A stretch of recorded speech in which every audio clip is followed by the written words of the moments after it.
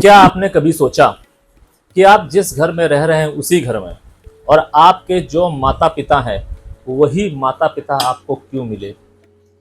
आज के समय में हो सकता है कि आप अपने माता पिता, अपने घर, अपनी फाइनेंशियल स्थिति से खुश हों, लेकिन ऐसे बहुत सारे लोग हैं।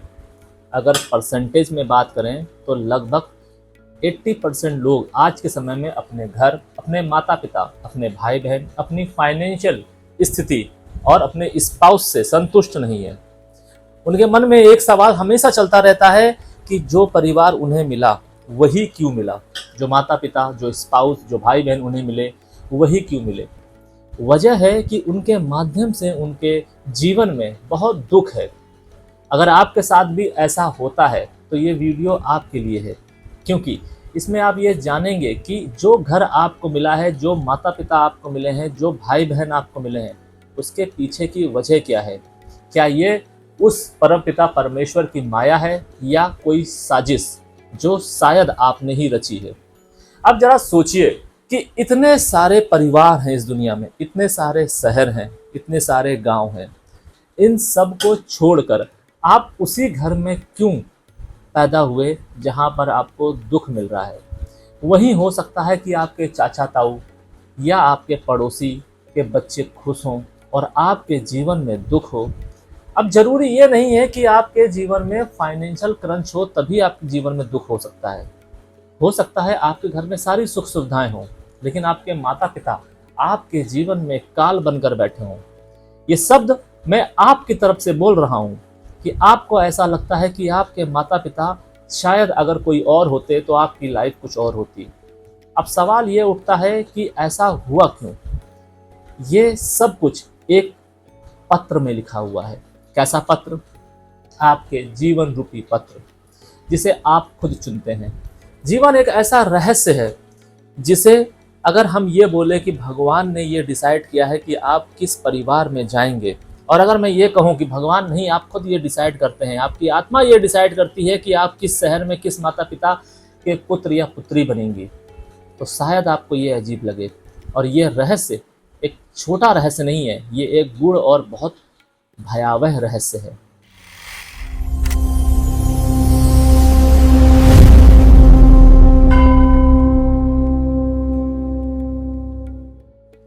जरा सोचिए कि कुछ जगह ऐसी होती हैं जहां आप जाते हैं, आपको बहुत फेमिलियर लगता है।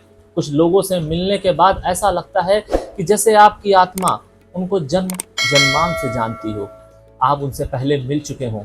आपको लगता है कि इस व्यक्ति की वाइब कितनी कूल है, कितनी रिलैक्स्ड है, काश इसको हम पहले मिल लिए होते। या आपको ऐसा लगता हो कि इसे शायद हम पहले से जानते हैं। आप सोचिए कि ऐसे बहुत सारे लोग हैं, आपके माता पिता, भाई बहन, मित्र मंडली, जिसे आप सालों से जानते हैं, लेकिन वो एक व्यक्ति जो अचानक आपसे टकराया, अचानक आपसे मिला, और आपसे मिलने के बाद आपको ऐसा लगा कि जैसे वही आपके जीवन का एकमात्र सूत्रधार है, एकमात्र आपकी वाइब से मैच करता हुआ इंसान है, पर्सनालिटी है। ऐसा क्यों हुआ? क्यों? क्योंकि आपकी आत्मा, आपका चेतन अवचेतन मन कहीं ना कहीं आपसे कनेक्टेड है। वो आपको ये इंडिकेशन दे रहा है कि जिस सोल से आप आज मिल रहे हैं, जिससे आप बात कर रहे हैं, जिससे आप हैंडशेक कर रहे हैं, वो कोई नॉर्मल नहीं है। इससे आपका संबंध वर्षों पुराना है। बात इतनी सामान्य नहीं है जितनी आपको लग रही है। आपके जीवन में मिलने वाले आपके माता पिता, भाई बहन, आपका घर, सब कुछ आपके द्वारा ही निश्चित किया हुआ है। सवाल ये निकल के आ रहा होगा कि अगर ये निश्चित किया गया कार्य, ये निश्चित किया गया घर, माता पिता, भाई बहन, रिश्ते नाते आपके हैं, तो आप इतनी बड़ी गलती कैसे कर सकते हैं? आप सिर्फ शारीरिक तौर पे सोच रहे हैं, आप आत्मा के पॉइंट ऑफ व्यू से सोच ही नहीं रहे हैं। क्यों? क्योंकि आपका अब तक आपकी आत्मा के साथ आत्मसार हुआ ही नहीं है। जब आपकी आत्मा आपके साथ आत्मसार करती है या जब आप अपनी आत्मा के साथ अलाइन होते हैं, तब आपको समझ में आता है कि जीवन का ये पैटर्न आखिर कहना क्या चाहता है। और इस पैटर्न को समझने के लिए मैं आपको एक सच्ची घटना सुनाता हूँ। Welcome celestial seekers to the cosmic journey. Where the stars align and destinies unfold. मैं यहाँ हूँ ताकि ब्रह्मांड के रहस्यों के माध्यम से आपको गाइड कर सकूँ और ज्योतिष के ज्ञान से आगे का मार्ग प्रकाशित कर सकूँ। ये वो रहस्य है जिसे जानने और समझने के बाद आपका पूरा का पूरा नजरिया बदल जाएगा अपने घर, अपने माता पिता, अपने भाई बहन, अपने हर एक उस रिश्ते को देखने का जिसके माध्यम से आपके जीवन में दुख आया है, वेदनाएं आई हैं या चुनौतियां आई हैं। शायद आज अपने घर में अपने रिश्तों को देखकर आपको समझ में आएगा कि ये रिश्ते आपसे क्या कहना चाहते हैं, जो शायद आप आज तक समझ नहीं पाए। ये बात शुरू होती है तिब्बत के पहाड़ों से। तिब्बत के पहाड़ों में बसे एक पुराने मठ के दस्तावेजों में दर्ज एक कहानी, जिसके माध्यम से बताया जाता है कि एक पुरानी सदी जिस समय एक भिक्षु हुआ करते थे। भिक्षु जो बहुत ही शांत, सन्यासी टाइप का, विवेकमान, श्रद्धालु और कृपालु टाइप का व्यक्ति।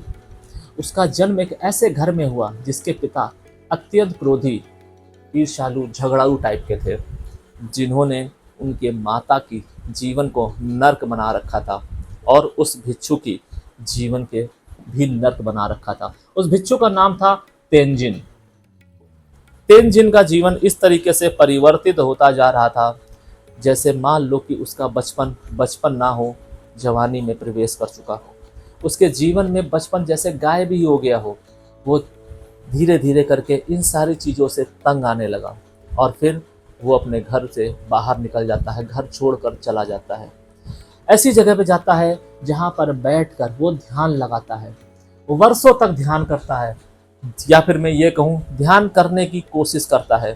लेकिन जब भी वो ध्यान के नए आयाम को अचीव करने वाला होता है, तभी उसको अपने पिता की झलक दिखाई देने लगती है। वही झगड़ालू चेहरा, वही लाल लाल चेहरा, वही सब कुछ जो उसके साथ हो रहा था, जो उसने अपनी आंखों से होता देखा था।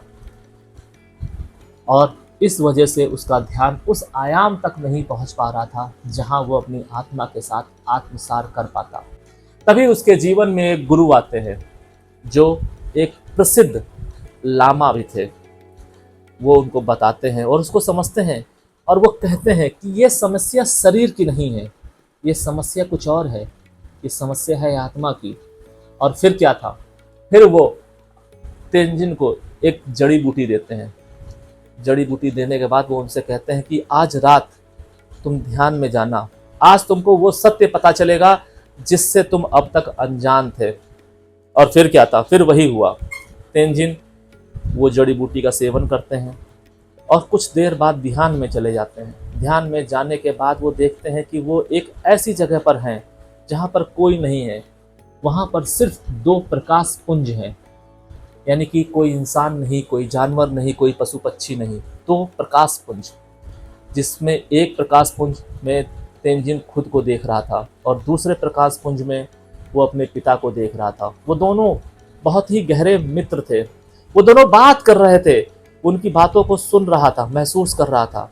इसमें तेंजिन अपने मित्र से कहते हैं कि हमने कई सारे जन्म ले लिए, हमारे जीवन में प्रेम था, सार था, सब कुछ था, लेकिन अभी हमारे जीवन में करुणा का जो रस है वो नहीं आया है। अभी हमारे जीवन में ऐसे बहुत सारी चीज़ें हैं जो हमने उसको अचीव नहीं किया है। जब तक हम उन सारे रसों को, उस सारी परिभाषा को अचीव नहीं करेंगे, तब तक मोक्ष संभव नहीं है।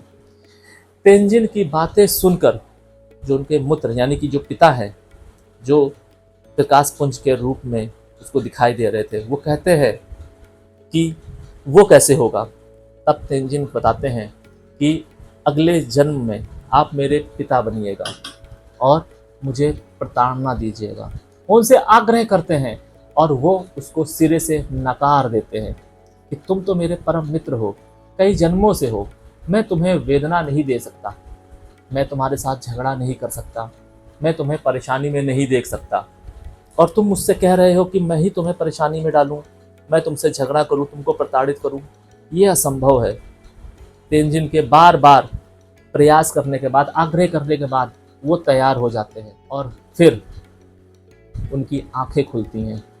जब तेंजिन की आंखें खुलती हैं तब उसको एहसास होता है कि वो क्या कर रहा था। वो अपने उस पिता से नफरत कर रहा था जिसको उसने खुद ही बोला है ये करने को।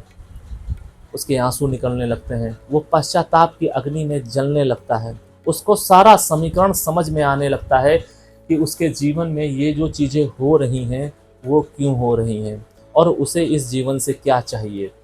और उसके पास वही हुआ जो नियति निर्धारित करके रखी थी। तेंजिन आध्यात्म के उस आयाम को टच करता है और एक नई मिसाल लिखता है। अब इस बात को समझने के और भी कई तरीके हैं। जैसे आप सोचिए कि आपके जीवन में जो भी रिश्ते हैं, मान लीजिए आपके माता पिता या भाई बहन आपके झगड़ा करते हैं आपसे, माता आपकी रोती हैं, पिता आपसे मतलब नहीं रखते हैं या पिता के आपके साथ तालमेल नहीं होता है। वो तालमेल किसी भी रूप में हो सकता है जो ना बैठ रहा हो। अब सवाल ये उठता है कि एक ऐसा घर, एक ऐसा परिवार जहाँ पर आप इतना सारा समय व्यतीत कर रहे हैं, जो शायद आपके लिए मेंटली और फिजिकली पूरी तरीके से सिक्योर होना चाहिए था, और वो सिक्योरिटी आपको चाहते हुए भी नहीं मिल रही है। आप कर्ज कर रहे हैं खुद को, कर्ज कर रहे हैं अपने घर को, कर्ज कर रहे हैं अपने पेरेंट्स को। मगर आप ये झांक कर देखिए कि ये जो भी चीज़ें हो रही हैं आपके साथ में, वो क्यों हो रही हैं, इसके पीछे की वजह क्या है। हम जब भी ये सोचते हैं कि हमारे जीवन में जो भी रिश्ते आए हैं, चाहे वो स्पाउस के रूप में हो, पड़ोसी के रूप में हो, रिश्तेदारों के रूप में हो, माता पिता के रूप में हो, अगर हमें कोई तकलीफ दे रहे हैं तो उसके सिर्फ दो ही मतलब हैं। ये जर्नी आप नहीं तय कर रहे हैं, आपकी आत्मा तय कर रही है। और इसीलिए मैं हमेशा आप लोगों से कहता हूँ कि हर एक व्यक्ति को अपनी आत्मा के साथ अलाइनमेंट जरूर इस्टेब्लिश करना चाहिए। क्यों? क्योंकि जब तक आपका आपकी आत्मा के साथ अलाइनमेंट इस्टेब्लिश नहीं होगा, आप समझ ही नहीं पाएंगे कि आपकी जर्नी क्या थी, और आप इस भावसागर में भ्रम में रहेंगे, वहम में रहेंगे कि आपके माता पिता आपके साथ गलत कर रहे हैं। आप देखिए कि जो भी चीज़ हो रही है वो यूं ही नहीं है। इसकी सेकंड परत के रूप में अगर मैं आपको चीज़ों को समझाऊं तो आप ऐसे समझिए कि एक बच्चा है जो जन्म लेना चाहता है, लेकिन उसके सामने करोड़ों तार हैं, और वो करोड़ों तार करोड़ों महिलाओं की कोख से जुड़े हुए हैं। अब इन करोड़ों तारों में आप जो तार पकड़ लेंगे, उसी की कोख के माध्यम से आपका जन्म होगा। अब आप ये डिसाइड कीजिए कि आप उस पजल रूपी तारों में से किसको पकड़ रहे हैं। दूसरा सवाल कि ये डिसाइड कैसे होता है कि आप कौन सा तार पकड़ेंगे। वो ऐसे डिसाइड होता है कि मान लीजिए आपका ये जो करंट बर्थ चल रहा है, इस बर्थ में आपके अपने कुछ कर्म हैं, कुछ चुनाव हैं, कुछ निर्णय हैं। वो निर्णय लेकर आपने अपना ये जीवन पूर्ण किया। पूर्ण करने के बाद में आपकी एक ऊर्जा फाइनलाइज हुई, यानी कि जब आप अंतिम छोर पे आते हैं, जब आपका जीवन खत्म होता है, तो जो ऊर्जा आप पूरी लाइफ कंटेन करते हैं, वो एक प्रकाश पुंज, वो एक ऊर्जा तैयार हो जाती है। अब आपकी ऊर्जा जिस भी पेरेंट्स के साथ में अलाइन होगी, आपको उसके साथ अलाइन कर दिया जाएगा। यानी कि आप वही तार छुएंगे, पकड़ेंगे जिसकी ऊर्जा आपके साथ अलाइंड होगी। यानी शायद माँ बाप जिस समय गर्भ धारण कर रहे हो, उस समय उनकी मानसिकता वैसी ही हो जैसी आपकी रही थी लास्ट बर्थ में। यानी कि जो भी बर्थ आपने लिया नहीं है, जो आपका बर्थ पूर्ण हो चुका है लास्ट बर्थ, वही सेम मानसिकता रही थी।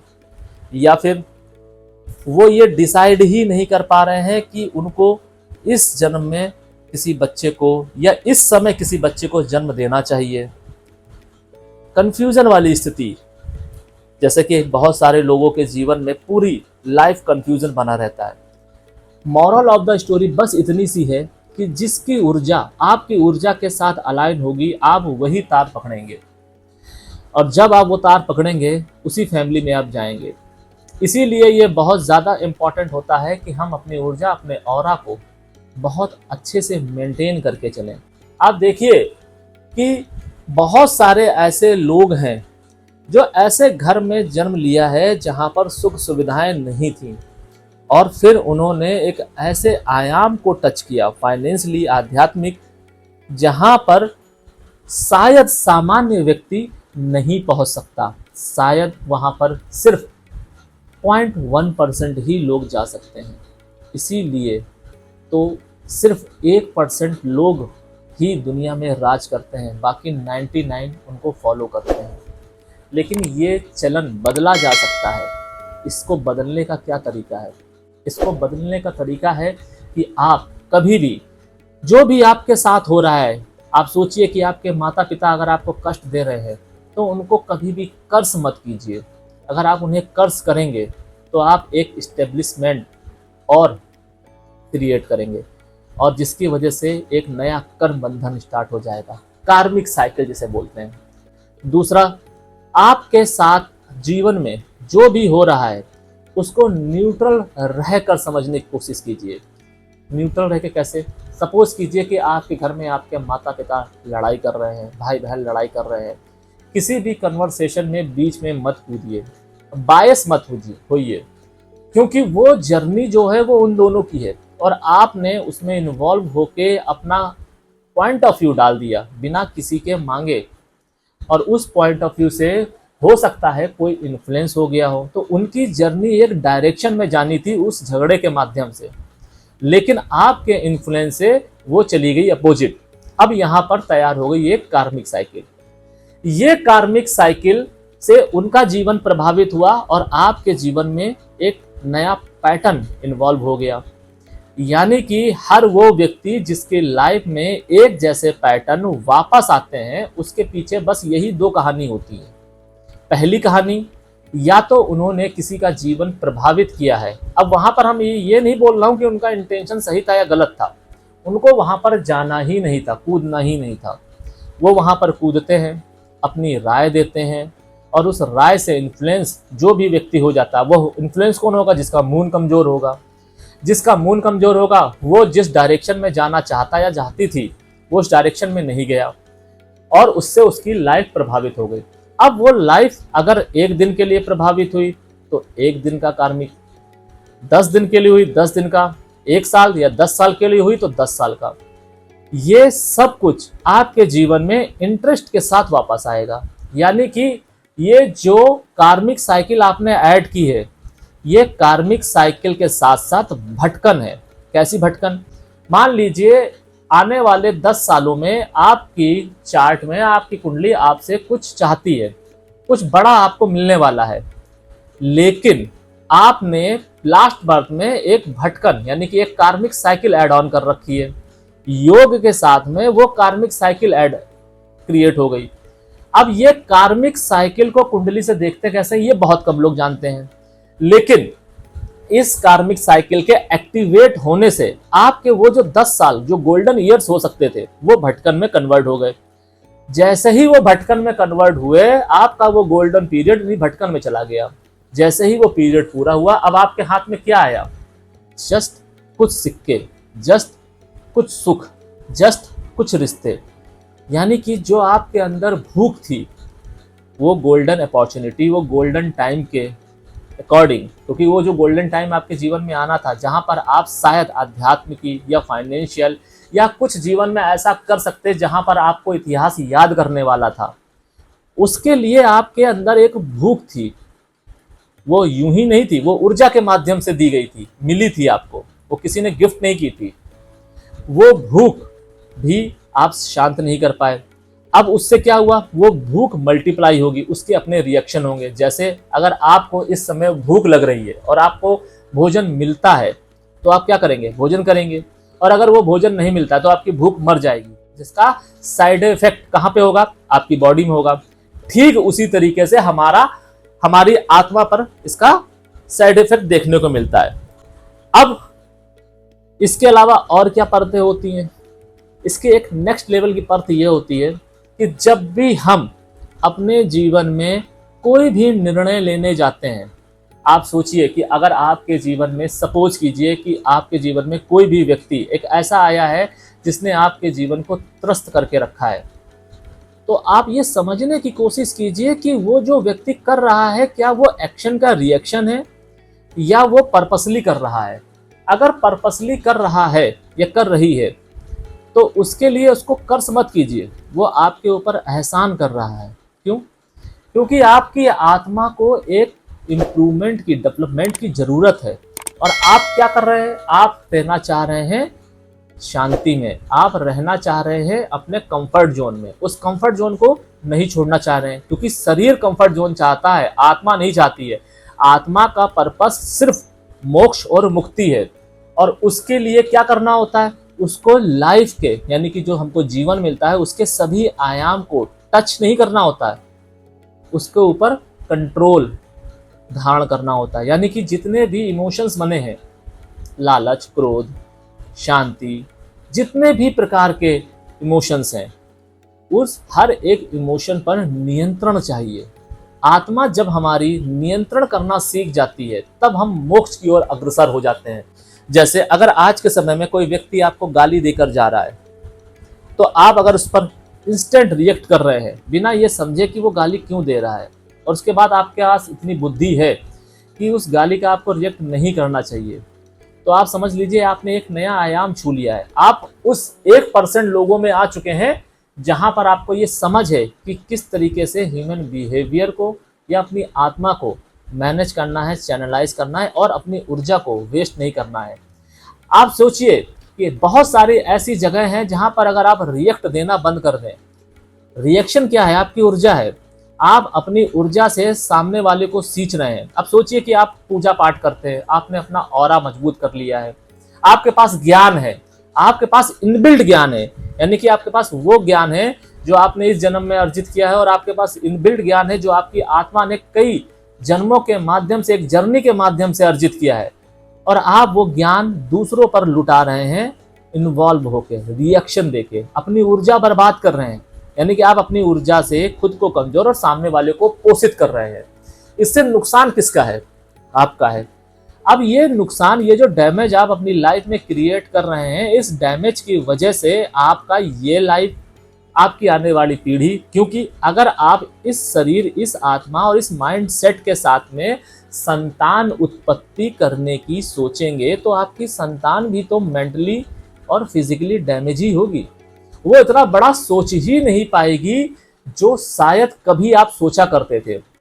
आप सोचिए कि आज के समय में हर एक पिता, हर एक माता अपने संतान से वो अपेक्षा रखती है जो उसने कभी अचीव ना किया हो, या उसने सोचा हो कि वो काम करेगा या करेगी, नहीं कर पाया है, तो वो ही अपनी सेम जर्नी अपने बच्चे के रूप में उसको दोबारा जीना चाहता है।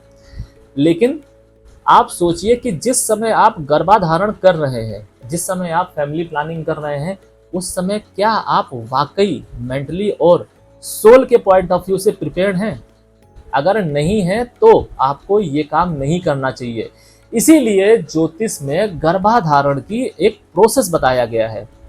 ज्योतिष में अगर कोई भी चीज का एक नियम है, एक मुहूर्त है, एक कायदा है, तो उसकी वजह बस यही है, गर्भाधारण करना। गर्भाधारण के दौरान 9 महीने आप किस माहौल में रह रहे हैं, ये माहौल डिसाइड करेगा कि आपके संतान कितनी बुद्धिजीवी होगी, कितनी शारीरिक मजबूत होगी, कितनी मानसिक मजबूत होगी। अगर आप परेशान हैं, अगर आपके जीवन में अननेसेसरी आप चीज़ों को ले लेते हैं, यानी कि वो चीज़ें जो आपके लिए ज़रूरी ही नहीं थी, लेकिन वही वाली बात, आपने कहा आ बैल मुझे मार, आपने किसी की छोटी सी बात को लगा लिया। हो सकता है सामने वाले का वो मतलब ना हो, लेकिन आपने उसके अर्थ को अनर्थ के रूप में ले लिया। अब आप दिन रात सोच रहे हैं, आप घुट रहे हैं, तो आपने क्या किया? आपने एक ऐसी संतान को चुना और एक ऐसी ऊर्जा क्रिएट की कि वो संतान आपके साथ अलाइंड हो गई जो शायद आप चाहते नहीं थे। अब आपका जो वास्तविक मन है, आपकी जो वास्तविक इच्छाएं हैं, उस बच्चे के साथ अलाइंड नहीं हुई, तो आपका जो 100% पोटेंशियल उस बच्चे को लेके था, जो इंथुसियाज्म था उसको पालने का, वो धीरे धीरे करके ड्रॉप डाउन हो जाएगा, खत्म हो जाएगा, कम हो जाएगा, जिससे क्या होगा? उस बच्चे का जीवन प्रभावित होगा। इसीलिए आज के समय में बहुत सारे माता पिता सेल्फिश होकर सोच रहे हैं। वो अपने बच्चे को नहीं पाल रहे हैं, वो अपनी इच्छाओं को पाल रहे हैं। वो अपने बच्चे के माध्यम से अपनी इच्छाओं को फुलफिल करना चाह रहे हैं। इसके अगर रूप देखने हैं तो डाइवोर्स केसेस देख लीजिए। माँ बाप भूल चुके हैं कि उनके डाइवोर्स की वजह से बच्चे का जीवन प्रभावित हो सकता है। ये क्या है? इसकी वजह यही है। इसको और अच्छे से समझना है तो आप ऐसे समझिए कि अगर आप कोई भी कार्य, या महिलाएं हैं तो आप ऐसे समझिए कि आप अगर घर में खाना बना रहे हैं और आप मात्र 1 महीने कीजिए, आप दुखी मन से खाने बनाइए और वही खाना अपने घर वालों को खिलाइए। आपको पता चलेगा कि वो खाना खा के आपके घर में झगड़े शुरू हो गए, आपके घर में फाइनेंशियल लॉस आने लगे, आपके घर में चोरियां होने लगी, आपके घर में लोग बीमार पड़ने लगे, आपसे पशु पक्षी अगर आपके घर में हैं तो वो दूर होने लगे, वो इरिटेशन आने लगी, वो मेंटली डिस्टर्बेंस आने लगा। यानी कि प्रॉब्लम आपके घर में अपने आप आ जाएगी। और वहीं उसकी जगह अगर आप ये करते हैं, आपके घर में चाहे माहौल कितना ही गंदा हो, कितना ही खराब हो, ये एक रेमेडी है, इसको एक रेमेडी की तरह से यूज कीजिएगा। आप अपने घर में, चाहे आपको कितना ही परेशान किया जा रहा हो, चाहे आप कितना ही दुखी हो, अगर आप खाना या पानी दे रहे हैं किसी को, तो आप कोई ना कोई एक पॉजिटिव मंत्र गुनगुनाते रहिए, चैंट करते रहिए। यानी कि अगर आप किचन में खाना बना रही हैं या बना रहे हैं, मैं उनसे भी बोलूँगा जो लोग होटल या रेस्टोरेंट में काम करते हैं, जो हलवाई हैं, जो शेफ़ हैं, उनको भी ये कार्य करना चाहिए। क्योंकि आपके यहाँ जो भी कस्टमर, जो भी क्लाइंट्स आ रहे हैं, उनके जीवन में आपके रेस्टोरेंट्स के थ्रू अगर कोई लाभ होता है, हार्मनी आती है, तो इसमें आपको ही फ़ायदा है। आपके जीवन में इसको पुण्य की तरीके से ऐड किया जाएगा, आपको इसका पुण्य अवश्य मिलेगा। अगर आपको कुछ नहीं आता है तो आप नाम जाप कीजिए, नहीं तो आप गायत्री मंत्र का जाप कीजिए। किसी को पानी देने जा रहे हो तो भी आप मन में राम राम या शिव शिव या जो भी नाम आपको पसंद है, राधा राधा या कृष्ण कृष्ण, कुछ भी बोल सकते हैं, मंत्र का चैंट कर सकते हैं, मन में चैंट कर सकते हैं। फिर देखिए कि आपकी ऊर्जा उस जल, उस खाने के साथ कैसे अलाइन होती है और आपके घर का माहौल कैसे बदलता है। ये क्रिया आप लगातार 45 दिन कीजिए और फिर मुझे बताइएगा कि आपके घर में चमत्कार होना शुरू हुए कि नहीं, आपके घर का माहौल बदलना शुरू हुआ कि नहीं, आपके घर में के घर वालों का व्यू पॉइंट चेंज होना शुरू हुआ कि नहीं। बात करते हैं गलतियों की। हम कैसी गलतियां कर देते हैं? सबसे पहली गलती, कर्ज करना। हम अपने माँ बाप, भाई बहन को कर्ज करते हैं। आज के समय में ऐसे बहुत सारे लोग हैं जो अपने ही भाई बहनों को डसने के लिए बैठे हैं, प्रॉपर्टी हड़प लेते हैं, उनको उल्टा सीधा बोल देते हैं। आप समझने की कोशिश कीजिए कि जो भी आपके साथ हो रहा है वो यूं ही नहीं है, वो आपकी आत्मा चाहती है। आपका अवचेतन मन इस चीज को समझता है, क्योंकि उसको वो आयाम छूने हैं, उसको वो चीजें एक्सपीरियंस करनी है, आपको नहीं करनी है। आपको तो सिर्फ धन, प्रेम, करेस, पेम्परिंग चाहिए, क्योंकि मानव जीवन में हैं आप। लेकिन आत्मा जो कि अजर अमर है, जिसको ना दर्द होता है, ना वो मर सकती है, ना उसको लालच है, ना लालसा है, उसका तो काम है बस मुक्त होना। उसका तो एक ही गोल है। लेकिन वो गोल आपके शरीर, जब आपको शरीर मिल गया, आपको चेतना मिल गई, आप अपनी आंखों के माध्यम से, कानों के माध्यम से, नासिका के माध्यम से इन्फ्लुएंस हो रहे हैं। अब आपको कंफर्ट जोन चाहिए, अब आपको दिखावा चाहिए। इससे आपका जो तार है, जो कनेक्शन है आपकी आत्मा के साथ, वो टूट चुका है। अब वो नहीं मिल रहा है तो आप उनको कर्ज कर रहे हैं। ये कर्ज करने से आप एक नया कार्मिक कनेक्शन बिल्ड कर रहे हैं। ये आपको नहीं करना चाहिए। क्यों? क्योंकि ये जो फैमिली आपको मिली है, रिश्तेदार मिले हैं, अड़ोस पड़ोसी मिले हैं, यानी कि आपके जीवन में आपके परिवार से लेकर रिश्तेदार तक, दोस्त से लेकर आपके घर में पलने वाला पेट तक, सब आपकी आत्मा डिसाइड करके बैठी है। यानी कि सब आपके द्वारा चुना गया है। और अब आज के समय में अगर आप सवाल उठा रहे हैं तो आप गलती कर रहे हैं, क्योंकि वो सब लोग अपना किरदार निभा रहे हैं आपकी आत्मा को वो एक्सपीरियंस देने के लिए, वो कंट्रोल देने के लिए, वो आयाम टच करने के लिए जो आपके लिए मुक्ति का कारण बन सकता है। और दूसरी बात, महिलाओं में ये पैटर्न हमेशा देखा गया है कि अगर वो अपने माता पिता से परेशान हैं या वो माता पिता से खुश हैं, या फिर मैं ये बोलूं कि जितनी भी महिलाएं हैं उनके जीवन में अगर दुख आता है तो आप देखिएगा, अगर वो दुख परिवार के माध्यम से है, जैसे हो सकता है चाचा ताऊ के माध्यम से, पिता के माध्यम से, माँ के माध्यम से, बुआ के माध्यम, मासी के माध्यम से, परिवार के वो घनिष्ठ रिश्ते जिसके वजह से उस जातिका के जीवन में दुख आया है, वो देखना ऐसा जीवन साथी चुनेगी जिसके माध्यम से उसके जीवन में वो दुख रिपीट हो। उसका कारण ये नहीं है कि वो वही दुख चाहती है, उसका कारण है ह्यूमन साइकोलॉजी। ह्यूमन साइकोलॉजी कैसे? एक मनोविज्ञान में, दर्शन शास्त्र में एक सब्जेक्ट आता है रिपीटेशन कंजम्पशन। इसमें क्या होता है कि जब भी हम अपने जीवन में किसी दर्द को महसूस करते हैं और उस एक समय पर जब हम उस दर्द को नहीं समझ पाते हैं, नहीं हैंडल कर पाते हैं, तो हमारा चेतन अवचेतन मन उसको दोबारा एक्सपीरियंस करना चाहता है। महिलाओं के लिए वो दर्द पाने का जो एकमात्र तरीका होता है वो उनके पति के रूप में होता है। यानी कि वो ऐसा पति घूम फिर कर चुनेंगी, उनको पता होगा कि उन जिस व्यक्ति को वो चुन रही हैं अपने प्रेमी के रूप में, पति के रूप में, उसके अंदर वो दुर्गुण है, लेकिन वो उस दुर्गुण को नजरअंदाज करेंगी। क्यों? क्योंकि वो उस पर नियंत्रण पाना चाहती हैं, कंट्रोल करना चाहती हैं। यानी कि सपोज कीजिए कि आप एक कन्या हैं और आपके पिता एक ऐसे व्यक्ति हैं जो झगड़ालू हैं, जिनको सामाजिक समझ नहीं है, जो शायद अगर आपके साथ समाज में खड़े हो जाएं या बात करने लगें तो आपको एम्बैरेसमेंट हो। अब आपको एक ऐसा सबक बचपन में मिल गया है जिसे आप कंट्रोल नहीं कर सकते, जिसमें आप कोई सुधार नहीं कर सकते थे। लेकिन जब आपके जीवन में वही सेम पैटर्न पति के रूप में आया, मैं ये नहीं कह रहा हूं वो 100% आएगा, उसका कुछ हिस्सा जरूर आएगा आपके पति के रूप में या बॉयफ्रेंड के रूप में, तो आप उस पर कंट्रोल करना चाहेंगे, नियंत्रण करना चाहेंगे।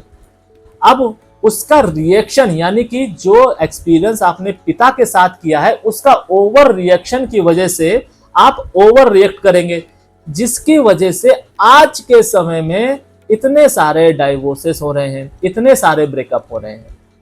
आप देखिएगा कि जितनी भी लड़कियां हैं, जितनी भी महिलाएं हैं आज के समय में डाइवोर्स या फिर ब्रेकअप से दुखी हैं, उसका कारण यही निकल के आएगा कि उस व्यक्ति के अंदर जो गुण थे वो उसके पिता से मिलते जुलते थे, और वो लड़की, वो बच्ची, वो महिला अपने पिता को नियंत्रित नहीं कर पाई, कंट्रोल नहीं कर पाई, उनको सुधार नहीं पाई, जो कि बहुत सारे लोग नहीं कर पाते हैं। आप उस समय फिजिकली और मेंटली कैपेबल नहीं होते हैं कि आप उनको चुनौती दे पाए, काउंटर कर पाए या उनको करेक्ट कर पाए। अब होता क्या है कि ये सारी चीजें हमारे ऊपर इतनी हावी हो जाती हैं दिन पर दिन, क्योंकि हमारा मूड कमजोर हो रहा होता है, हम प्रताड़ित हो रहे होते हैं, हम रो रहे होते हैं, हम ओवर थिंकिंग कर रहे होते हैं, हम प्लॉटिंग कर रहे होते हैं, जिसकी वजह से हमारा मूड कमजोर होता है।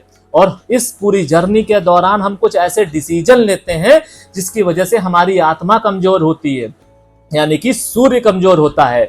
और अगर यहाँ पर सूर्य और चंद्र नेगेटिव हो गए, यानी कि नीच के हो गए, तो और सोने पे सुहागा। अब इसका ओवर रिएक्शन आएगा, यानी कि अगर आप जस्ट रिएक्ट करके नियंत्रित करना चाहें उस समस्या पर तो आप कर सकते हैं, लेकिन ओवर रिएक्ट की वजह से आपका वो रिलेशन खराब हो जाएगा। आपको लगेगा जैसे होता है ना कि आपके जीवन में एक प्रॉब्लम आई, आपने उसको फेस करने की कोशिश की, अब वो हैंडल हुई नहीं हुई एक अलग बात है, दोबारा आई तो आपने उससे पलायन कर लिया। नहीं, अब आप सोचिए कि ऐसी बहुत सारी चीजें होंगी आपके जीवन में जिसे आपने अच्छे से कंट्रोल किया होगा। अब अगर वही सेम प्रॉब्लम, सेम तरीके की चीजें आपके जीवन में दोबारा आएंगी तो जितना समय आपको पहले लगा था, क्या उतना समय लगेगा? नहीं, क्योंकि आप उसे पहले कंट्रोल कर चुके हैं। लेकिन अगर आप जो चीज कंट्रोल नहीं कर पाए हैं उसे कंट्रोल करने के लिए अगर आपने ओवर रिएक्ट कर दिया तो आपके जीवन में प्रॉब्लम आएगी ही आएगी। और क्या होता है, और एक चीज और देखी गई है कि जब भी हम हमारे जीवन में हमारे मित्रों के माध्यम से ठगे जाते हैं, रिश्तों के माध्यम से ठगे जाते हैं, तो हम सवाल उठाने लगते हैं। हमें सवाल नहीं उठाना है, हमें उनका थैंकफुल रहना है। क्यों? क्योंकि उनके माध्यम से जो आपकी आत्मा पर घाव लग रहे हैं, जो आपको टॉर्चर हो रहा है, वो एक लर्निंग के लिए हो रहा है, और उस लर्निंग की वजह से आप मजबूत हो रहे हैं, आपके पाप कट रहे हैं और आप मोक्ष की ओर अग्रसर हो रहे हैं। अब आप सोचिए कि तेनजिन के पिता जो बने थे, जो पहले उनके मित्र थे, और उन्होंने बोला कि आप मुझे कष्ट दीजिए, मुझसे झगड़ा कीजिए, मुझे घाव दीजिए, और उन्होंने दिए। अब आप सोचिए कि उसके बाद भी अगर तेंजिन तेंजिन को तो पता नहीं था, अगर वो आध्यात्म की ओर अग्रसर नहीं होते तो उन्हें पता ही नहीं चलता, और वो उन्हें कर्ज करते रहते, तो जाने अनजाने वो पाप कर रहे थे जो शायद जिसके वो हकदार ही नहीं थे। यानी कि जिसके लिए आपने खुद बोला कि आप आइए मेरे साथ, आप ऐसा कीजिए, और आपने उसी को जाके फिर विक्टिम बना दिया। तो इसमें गलती किसकी है, उसकी या आपकी? बात सीधी सी है कि आपके जीवन में जितने भी लोग हैं, जितने भी इवेंट हैं, चाहे वो माता पिता हो, भाई बहन हो, कोई भी हो, सब अपना अपना किरदार निभा रहे हैं, और आप अपनी फिल्म के, अपनी लाइफ के हीरो हैं, हीरोइन हैं। इसीलिए यहाँ पर आप अगर ओवर रिएक्ट कर रहे हैं तो आप गलती कर रहे हैं। ये जाने अनजाने में वो गलतियां हैं, वो पाप हैं, वो ऊर्जा का क्षय है जो आपको नहीं करना चाहिए, और जिससे आप अपनी मुक्ति के मार्ग में ब्लॉकेज लेकर आ रहे हैं। उपाय, आपको संध्या, जब भी आप संध्याकालीन भोजन कर लें, भोजन के दौरान आपको थोड़ा सा शांत होकर अपने पितरों के बारे में सोचना चाहिए, ध्यान लगाना चाहिए, जिससे आपकी आत्मा के साथ अलाइनमेंट हो। पितरों का बहुत बड़ा योगदान होता है आत्मा के साथ में। जब भी आप सोने जाए, जिस भी व्यक्ति से आपको बहुत दुख मिला हो, उस व्यक्ति के साथ अपने आप को अलाइन कीजिए, उसको मन में धारण कीजिए, मन की स्क्रीन में उसको विजुलाइज कीजिए, और उसको बोलिए कि जो भी मुझसे गलती हुई है उसके लिए मुझे माफ़ कर दो, क्षमा कर दो, और जो भी तुमसे गलतियां हुई हैं उसके लिए मैं तुमको क्षमा करता हूं या करती हूं। हमारे और तुम्हारे बीच में ये जो आदान प्रदान है कर्मों का, उसको मैं यहीं पर खत्म करता हूं या करती हूं। इससे क्या होगा, ये क्रिया मात्र 21 दिन कीजिए, फिर बताइएगा हमें। आपका जो सीना है वो पिघलने लगेगा, यानी कि सीने का जो बोझ है, जो सीना भारी भारी रहता होगा आपका, वो देखिएगा आपको कितना लाइट फील हो। दूसरी रेमेडी वही जो मैंने अभी आपको बताई, कि अगर आपके घर का माहौल खराब है और आपकी महिलाएं घर में टेंशन में होकर, दुखी होकर, रोते रोते खाना बना रही हैं, तो ये आपके लिए, आपके परिवार के लिए, उस घर में रहने वाले हर एक सदस्य और उस घर में आने वाले हर एक व्यक्ति के लिए दुख का कारण है। कभी भी अगर किसी के घर में लड़ाई झगड़े होते हैं, उस घर में कभी मत जाइए, उस घर का पानी कतई मत पीजिए, क्योंकि आप उसके घर की नेगेटिव ऊर्जा अपने घर लेके आएंगे, और उससे आप अपने आप को, अपने घर को जरूर प्रभावित करेंगे। अगर आपके घर में इस तरीके का माहौल है तो महिलाओं से मैं कहूँगा कि जब भी आप खाना बनाएं, गायत्री मंत्र का जाप करते रहिए। नहीं कर सकते हैं तो आप भगवान का नाम जाप कीजिए, राम राम कृष्ण कृष्ण राधा राधा, जो भी आपको अच्छा लगता है वो बोलिए, मन में भगवान को धारण कीजिए, और अपने घर वालों को उस नाम को धारण करता किया हुआ अन्न खिलाइए, वो नाम को धारण किया हुआ जल पिलाइए। फिर देखिए अपने घर के, आपके घर में अगर कोई बीमारी होगी, कोई नेगेटिविटी होगी, वो स्वतः ही चली जाएगी। हमारी इम्यूनिटी सिर्फ हमें बीमारी से नहीं, हमें नेगेटिविटी से भी बचाती है, और आपकी ये एक क्रिया आपके जीवन में आपकी इम्यूनिटी पावर, आपके अंदर एक पॉजिटिव ट्रेट्स को इतना ज़्यादा स्ट्रांग कर देगी जिसे आप सोच भी नहीं सकते हैं। तीसरी सबसे इंपॉर्टेंट चीज़ कि आपको अपने जीवन में जो भी चीज़ें हो रही हैं, और आपके घर में जो भी लड़ाई झगड़े, आपके मित्र मंडली में कभी भी लड़ाई झगड़े हो रहे हैं, तो बिना मांगे एडवाइस मत दीजिए, किसी की लड़ाई में मत कूदिए। अगर किसी के बीच में कोई लड़ाई झगड़े हैं तो आप उन दोनों के बीच का पूरा सच नहीं जानते हैं, आप उन दोनों के बीच का इमोशन नहीं जानते हैं। और जब आप किसी के बीच का इमोशन नहीं जानते हैं, बीच की कहानी नहीं जानते हैं, वहाँ पर आप एक बस मूल दर्शक हैं, और वहीं पर आपको एक मूल दर्शक की तरीके से ही व्यवहार करना चाहिए। आप सोचिए कि आपकी एक एडवाइस की वजह से किसी की लाइफ स्पॉइल हुई है और आप अपनी लाइफ में हार्मनी ढूंढ रहे हैं। नहीं, आपको वापस इसी जगह वापस आना पड़ेगा, और जिस लोगों की ज़िंदगी आपने बर्बाद हुई है आपकी वजह से, आपकी एडवाइस की वजह से, उसकी ज़िंदगी आपको फिर से सही करनी होगी। यानी कि आपका जो काम है, टास्क है, वो कई हजार गुना बढ़ गया। अब आप जब उसकी लाइफ को सजाएंगे, हो सकता है वो व्यक्ति आपका बेटा या बेटी बनकर आ जाए, और फिर उनके बीच में कोई तकरार हो जाए, और उस तकरार की वजह से आपका बेटा और बेटी दुखी हो जाए, और उस दुख के कारण आप दुखी हों, और फिर आप जैसे कि अगर आपकी बेटी है तो आप अपने दामाद के सामने हाथ जोड़ें, मिन्नतें करें और वो व्यक्ति आपकी बातें ना सुने, और वो हाथ वो पैर जोड़ना आपका ज़िंदगी भर एक हद तक इतना चला जाए कि आप अपनी आत्मा को इस हद तक गिरा दें जिस हद तक आपने कभी सोचा भी ना हो। ये सब क्या है? ये आपके उन्हीं कर्मों का जवाब है जो आपने किसी के जीवन में इन्वॉल्व होकर किया था। ऐसा होता है, ये केवल महिलाओं के साथ नहीं, पुरुषों के साथ में भी है। ऐसे घर में ऐसी कुछ माताएं भी होती हैं जो अपने बेटे की ज़िंदगी बर्बाद कर देती हैं। क्यों होता है उनके जीवन में ऐसा? क्योंकि उन्होंने वो जो आज के समय में उनका बेटा है, उन दोनों के बीच के कम्युनिकेशन में उनकी एक राय की वजह से, उनके एक कर्म की वजह से, उनके एक कृत्य की वजह से उनकी लाइफ स्पॉइल हुई थी।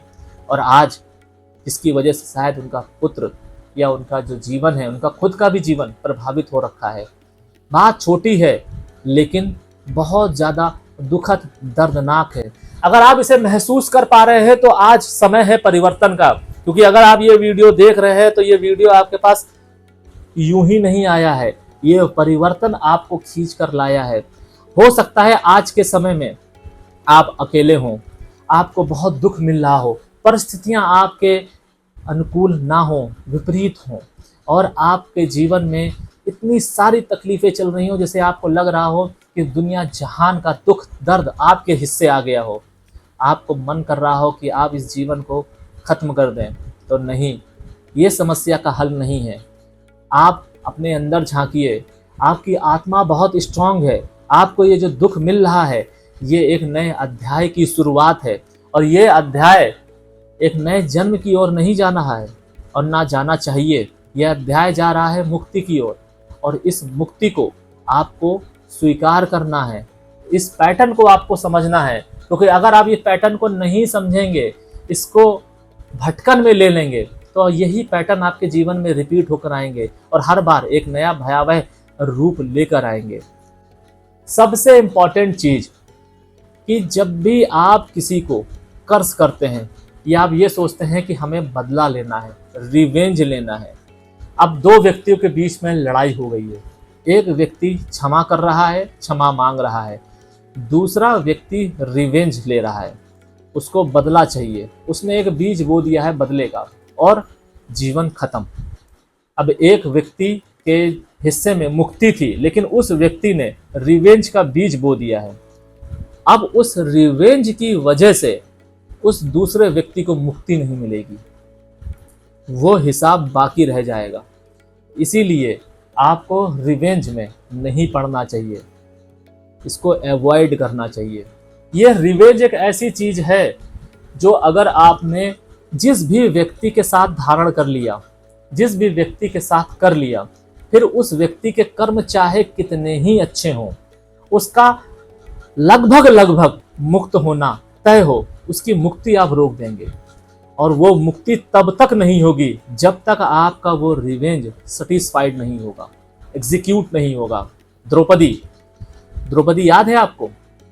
रिवेंज चुना था और वो रिवेंज एग्जीक्यूट उसी बर्थ में हुआ, क्योंकि अगर वो नहीं होता तो आज बहुत सारे लोग, यानी कि भगवान कृष्ण भी भटक रहे होते, उनको भी वापस आना पड़ता, क्योंकि वो साक्षी थे उस इवेंट का। जितने भी लोग साक्षी होंगे, आपके घर परिवार से लेके आपके पड़ोसी, आपके घर में पलने वाला पेट, हर वो व्यक्ति तब तक जन्म लेता रहेगा जब तक उन दोनों के बीच का रिवेंज सॉर्ट आउट नहीं होगा।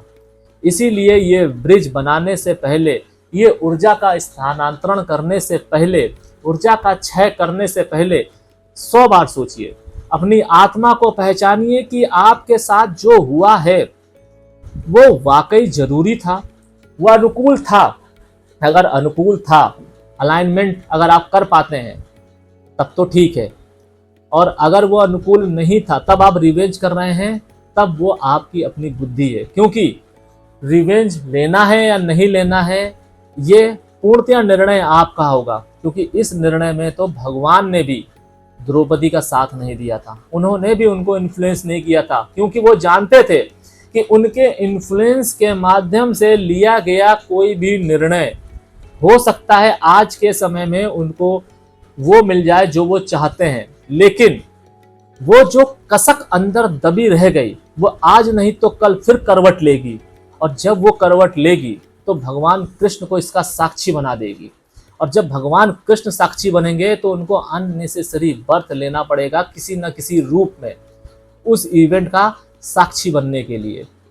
इसीलिए हमें बोला जाता है कि हम कोई भी गलत कार्य ना करें, इसीलिए हमें बोला जाता है कि किसी को गलत एडवाइस ना दें, इसीलिए हमें बोला जाता है कि किसी के झगड़े में हम ना कूदें। ये बात बहुत सरल है, बहुत ही कठिन भी है, लेकिन दर्शन शास्त्र के अनुसार अगर आप इसे समझ जाते हैं तो आप अपने जीवन के उन आयामों को छू लेंगे जो शायद आपके लिए इस जन्म में तय किए गए हैं। आज से ही अपनी आत्मा के साथ अपना अलाइनमेंट स्टेब्लिश कीजिए, और अगर आपको इसमें बाधा आ रही हो, समझ में नहीं आ रहा हो, तो आप हमसे संपर्क कर सकते हैं। अगर आप अपने जीवन की गुत्थी को सुलझाना चाहते हैं, समझना चाहते हैं कि आपके जीवन में जो रिश्ते हैं जिसके साथ आप शायद आज के समय में बहुत ज़्यादा जुड़े हुए हैं, कनेक्टेड हैं, और आप उसको छोड़ नहीं पा रहे हैं, वो आपको दुख देता जा रहा है या देती जा रही है, तो आप इस पैटर्न को समझना चाहते हैं, आप समझना चाहते हैं कि आपका behaviour towards him, towards her क्या होना चाहिए, तो आप हमसे संपर्क कर सकते हैं। मैं आपकी कुंडली के माध्यम से आपको बताऊंगा कि वो रिश्ते, क्योंकि कुंडली में है, कुंडली आपको बताती है कि कौन से रिश्ते आपके जीवन में हार्मनी और चैलेंजेस लेकर आएंगे। हार्मनी वाले व्यक्ति वो हैं जो आपके बुरे वक्त में आपका साथ देंगे, आपकी मदद करेंगे, जिस तरीके से भगवान श्री कृष्ण ने अर्जुन की थी। और चैलेंजेस वाले व्यक्ति आपका ट्रू पोटेंशियल निखार कर लाएंगे, क्योंकि हीरा भी तभी हीरा बनता है जब वो तरासा जाता है, तपता है। और इसका काम करने वाले कौन है? अर्जुन के लिए कौरव थे, आपके लिए कौन है? वो आपके रिश्ते कौन है? वो आपकी कुंडली के 12 भावों में छुपा हुआ है। इसीलिए कभी भी इन चीज़ों को नज़रअंदाज मत कीजिए, क्योंकि ये वो सारे पैटर्न हैं जो आपके जीवन में रिपीटेडली वापस आते रहेंगे, तब तक आते रहेंगे जब तक आप इसे सीख नहीं लेते। अब देखिए कि आपकी लाइफ 10 साल पहले क्या थी, आज भी क्या वैसे ही पैटर्न आ रहे हैं। वो पैटर्न आने की वजह बस यही है, और ये सिलसिला हमेशा चलता रहेगा तब तक जब तक आप अपनी आत्मा की भटकन को दूर नहीं करेंगे, क्योंकि ये भटकन आप चूज कर रहे हैं। आपकी आत्मा तो आपके ऊपर एहसान कर रही है आपको मुक्ति देने के लिए, क्योंकि आत्मा को तो कोई कष्ट नहीं होता है, कष्ट होता है आपको, आपके शरीर को, आपके मन को। कोई व्यक्ति अगर आपसे कुछ कह देता है, आपके मन को ठेस पड़ती है। कोई व्यक्ति अगर आपको मार देता है तो आपके शरीर को ठेस पहुंचती है। इसी तरीके से आपको ये समझना होगा कि इस जन्म मृत्यु के झंझट से अगर आपको निकलना है तो आपको अपनी आत्मा का सच्चा साथी बनना पड़ेगा, सच्चा मित्र बनना पड़ेगा। इसीलिए अगर आपको कुछ ऐसा है जो समझ में नहीं आया है इस वीडियो के माध्यम से, तो आप हमें कमेंट कर सकते हैं। इस कहानी को और अच्छे से अपने जीवन के रूप में समझना चाहते हैं या चाहती हैं तो भी आप हमसे संपर्क कर सकते हैं। फिलहाल आज के लिए बस इतना ही। सेलेस्टियल एनर्जीज आपका मार्गदर्शन करें और आपके आगे के सफ़र को प्रकाशित करें। शरणम।